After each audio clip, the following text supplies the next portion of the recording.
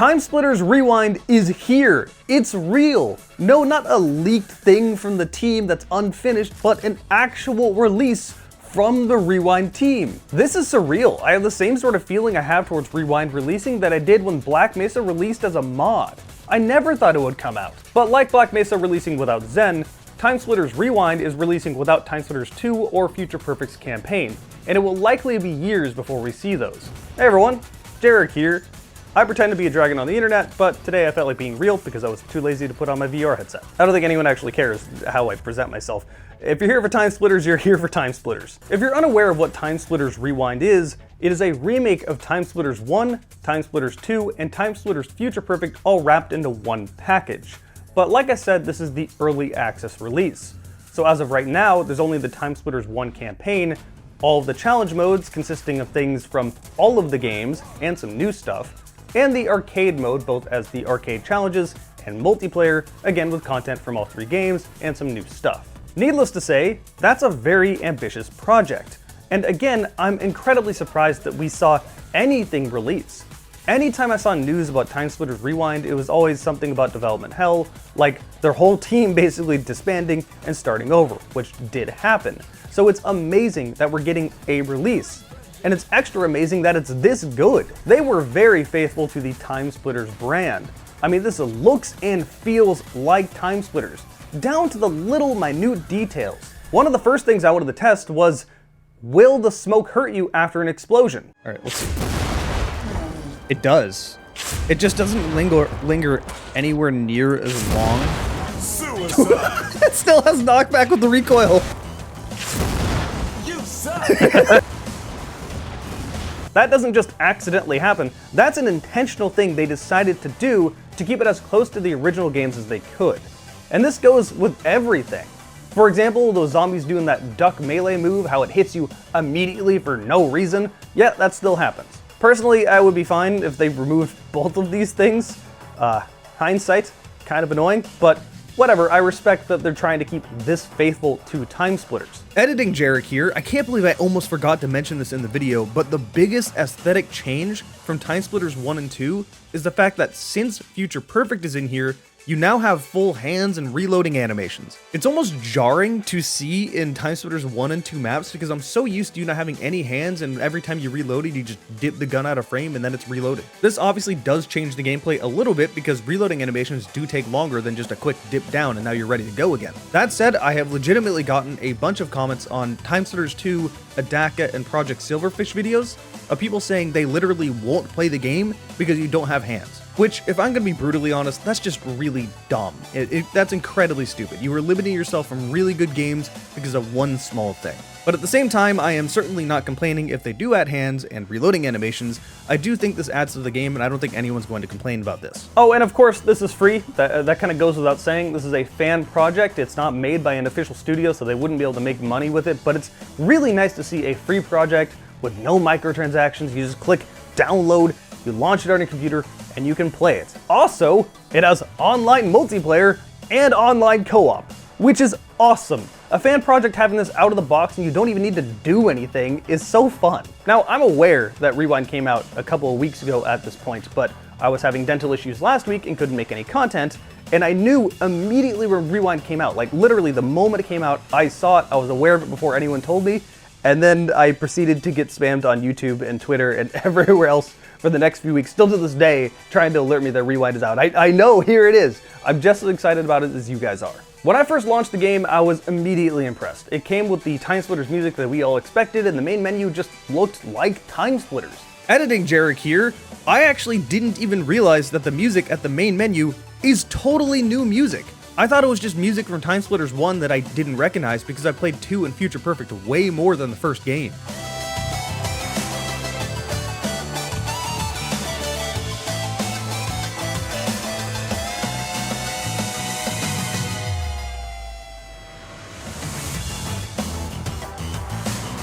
They nailed the sound of the TimeSplitters soundtrack. This music is so fitting to TimeSplitters that I didn't realize it wasn't TimeSplitters music. What I did notice though is that all of the music is slightly different.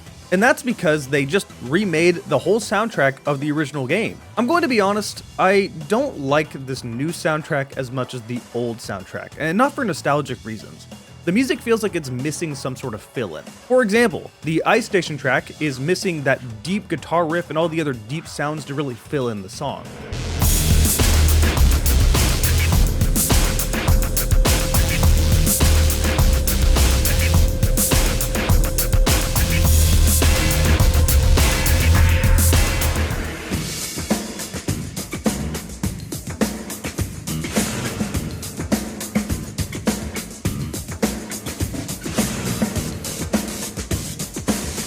But this is the worst example out of the Rewind soundtrack. For the most part, all the music faithfully recreates the original music and is very good. If you haven't played TimeSplitters a bunch, you probably don't even notice. But it does make me confused as to why they didn't just use the original music. It's readily available. It's not in YouTube or Twitch's ID system, speaking from experience there. And it's not like adding the music is going to be the final step to take this project down. They've done so much more with TimeSplitters assets. If this wanted to be taken down, it would have been taken down already. So yeah, I'm curious as to why they decided to remake the music instead of just using the already phenomenal soundtrack of the original games. Either way, at this point I'm nitpicking, let's go back to the PC release. But unlike the original TimeSplitters, this is on PC.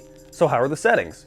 Well, out of the box, basically exactly what I wanted. Vertical sync and motion blur was disabled by default, thank you. There's an FOV slider that was default at 90, I bumped it to 100, but 90 would have still been acceptable. You can change all your controls as you please. The game automatically detected the correct resolution and changed it to borderless full screen, just out of the box. The fictional box that doesn't exist for this digital only free game. Yeah, this is a good PC release. It worked on my computer, no problem. The only thing I had to change is that there is no frame rate limiter in-game. So it wanted to run like 600 FPS more than it needed to, and that was eating my GPU as I was trying to stream, so I immediately locked that to 120 through my NVIDIA control panel, and that fixed that. After the frame rate was locked at 120 FPS, it didn't use more than 40% of my GPU, and I'm running on a 3080. So it's not that demanding. Another odd issue I came across is that it seemed like the mouse sensitivity was always too sensitive, no matter how low I changed it in-game. And then I changed the game to full screen and then back to borderless window, and that just fixed that problem. A little weird, don't know why that happened, but hey, whatever. Everyone should be able to run this game. It runs on Unreal Engine 4, so not Unreal Engine 5, and isn't very demanding. It kept the art style of the original TimeSplitters games, it looks just like them, and overall, I'm pleased. This passes the eye test right away. There is one exception though. The final level is kind of laggy for me, but my co-op partner I was playing with didn't have any issues. So it seems like there still seems to be some optimization bugs to work out, at least on this level. Other than that, I didn't have a single crash or stutter or any issue. Oh, and speaking of mouse sensitivity, that reminds me, you don't have to deal with TimeSplitters aiming anymore. Thank God. I don't know how I platinumed TimeSplitters 2 as a kid, but that had some of the worst aim I've seen in any game. This game doesn't have those controls. That is not an issue, it's regular mouse and keyboard support. Although aim assist will be turned on by default, and you'll definitely want to turn that off because aiming with the mouse and keyboard kind of makes you shoot away from people's heads with aim assist turned on. It's a little weird. If you're using a mouse and keyboard, just turn it off. Anyway, the game, I'm sitting here rambling about all the little details that someone really into TimeSplitters would care about, but people that haven't gotten into TimeSplitters that just want to get into it now probably want me to shut up and actually talk about the game. First things first, the TimeSplitters 1 campaign, the only campaign that is finished as of right now. TimeSplitters 1 is the perfect campaign for them to start with.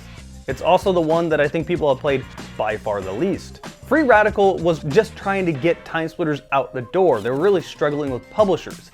And when TimeSplitters 1 succeeded as well as it did, that allowed them to really expand with the following games. As a result, the campaign for TimeSplitters 1 is incredibly simple.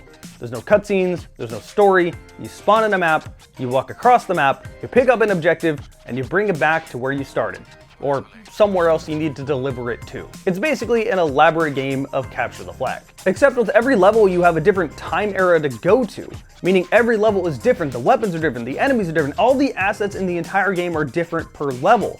And this is why I'm so surprised that this project actually got to where it is now. That's a lot of work. And you have to do that for 3 different games to put them all into one. But again, starting with TimeSplitters 1 is the perfect place to start.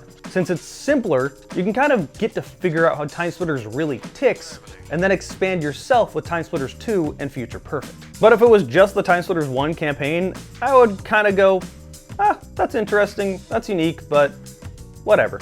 I never really got into TimeSplitters 1 that much. It was TimeSplitters 2 and Future Perfect that people really got into. Thankfully, the challenge modes and the arcade modes exist in this game, and that's probably where you're going to spend most of your time. Let's start with the challenge modes. These are, as it would imply, a bunch of different challenges.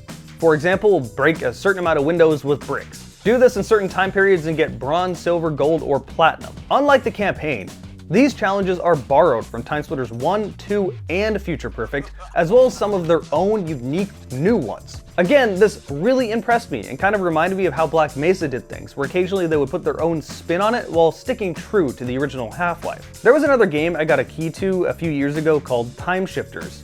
It obviously is heavily inspired by TimeSplitters, but honestly, inspired isn't the word I would use. The final product kind of felt like just a jank ripoff of TimeSplitters, and that's why I never made a video of it. It felt too mean. This game avoids that feeling. The new stuff they add feels like it's in TimeSplitters' vein, but it's not from their games, yet it still feels fresh and new. And you really will be spending a lot of time trying to get the platinum on these challenges. Whether it's getting a certain amount of points or a certain amount of kills or trying to beat a certain time, it's a little trial and error, but not in a way that feels like trial and error. It's more like trying to beat your personal best in a racing game. You want the fastest lap. It's inherently satisfying. It's really fun. And then you have the arcade modes, which are split between two different things. The first one are kind of arcade challenges, where basically they take multiplayer modes and add a challenge to them, usually with a funny story behind it. Maybe you're playing Virus, maybe you're playing Deathmatch, who knows what you're going to do. There's tons of multiplayer modes in this, and there's so many different things you could be doing. Then there's the other arcade mode, which is just straight up multiplayer. And this has online support with up to 10 people. Yeah, this free project that is meant to be a remake of the TimeSplitters games has full online support that just works. You haven't been able to play TimeSplitters online since 2005 when Future Perfect released. It's been 20 years. Oh god, Monkey has a gun. Monkey has a chain gun. Oh, God, I have just missed this experience. TimeSplitters multiplayer is so much fun. It is so moddable. You can change everything. The mode, the weapons that spawn on the map, the weapons you spawn with, the enemy NPCs, what teams things are on. This is totally customizable, just like the original TimeSplitters. It's important to mention that Mapmaker is not out yet, but that will be in one of their future releases. Who knows how long you'll be waiting for that. With all of that said, the multiplayer is not perfect, and I have two really big complaints. The first one is that the pathfinding for the NPCs is pretty bad. They all tend to run the same directions and clump into each other, blocking your path and each other's path, and then they all just fight in one spot. They're pretty close to behaving how they did in the original TimeSplitters, but this pathfinding issue is a pretty big one that needs to be worked out. But the bigger issue are the spawns.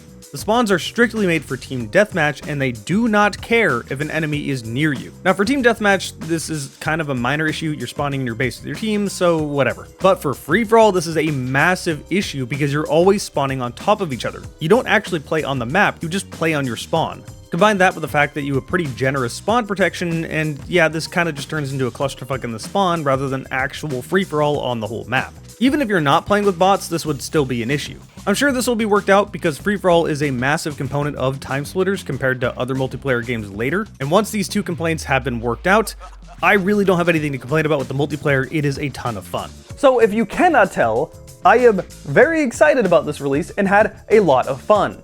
I started streaming TimeSplitters Rewind just to get a VOD to download and make this video, and then I streamed for over 8 hours and didn't even realize it. Yeah, it's fun. It's really good, and I'm very happy it turned out as good as it did. Go download it. Go play it. Especially if you've never played a TimeSplitters game before, this is the easiest way to do that. I'll put a link down below in the video information. Hey, huge thanks to my YouTube members. They keep this channel up and running. They get to see my videos at least a week early. It's pretty cheap. I like to keep it jank. I guess I keep it jank. I like to keep it cheap as a thanks to their support. If you want to support this channel in other ways, then check out this playlist of videos just like this video you're watching now.